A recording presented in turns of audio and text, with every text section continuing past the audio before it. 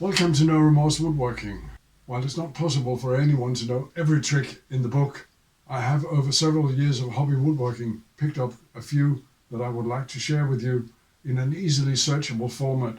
These videos that I call Tooltip Tuesday, aimed at hobby woodworkers like myself who may just need that one tip to proceed with the project. Without further ado, today's tips are about the benchtop drill press. These machines come in all kinds of configurations, some cheap and basic, others with all the bells and whistles and a price to match. I do in fact have two, one that has served me well for years and one that I bought used more recently. Tip number one is keep the chuck key tied to the machine. Nothing is more frustrating than having to spend a lot of time searching for the key when you want to swap out the drill bits. On my long time machine I've used a piece of bungee cord just long enough to reach the chuck and fasten to the machine so that when I let go of the key it hangs well out of the way but is still accessible. If your machine, like my second, has a dedicated holder for the key, then put the key back in the holder every time. I've not used this machine enough to get into that habit, and I've wasted too much time hunting for the damn thing. That's why I've painted it this ghastly green.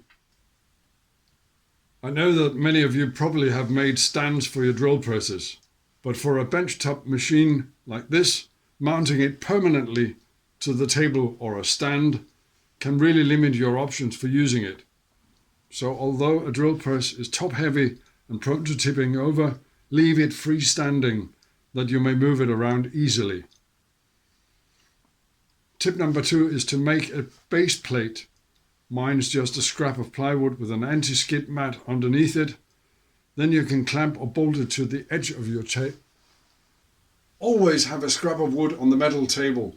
You don't want to run your expensive Forstner bits or the very last of your 1/4 inch brad point bits into the metal table. If you want, you can make a permanent table with all the peripherals, but I've found that if I have a table with a permanent fence, it takes up too much of the max distance. I can reach from the pillar to the tip of the bit. Adjust the height of the table to your work. Most smaller drill presses tend to make the bit wobble a little, especially at the end of the stroke. That's the maximum depth, and on mine that's about 2 inches. I tend to have the bit about 1 centimeter, 1/4 of an inch, above the surface of the work, as this allows me enough clearance to see if I hit my mark. Tip 5. Drill bits can get very hot. If at all possible, leave the bit in the machine to cool down.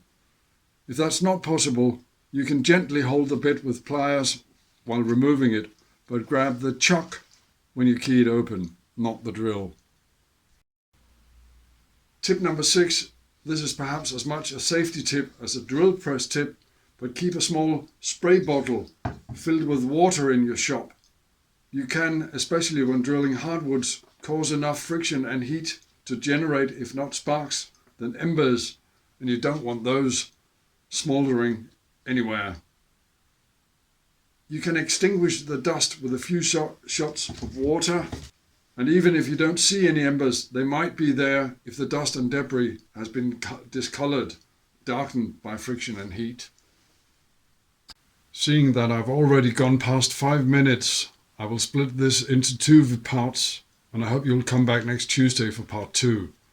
Remember to subscribe and hit the notification bell, as this will keep you informed when I release new videos. Thank you very much.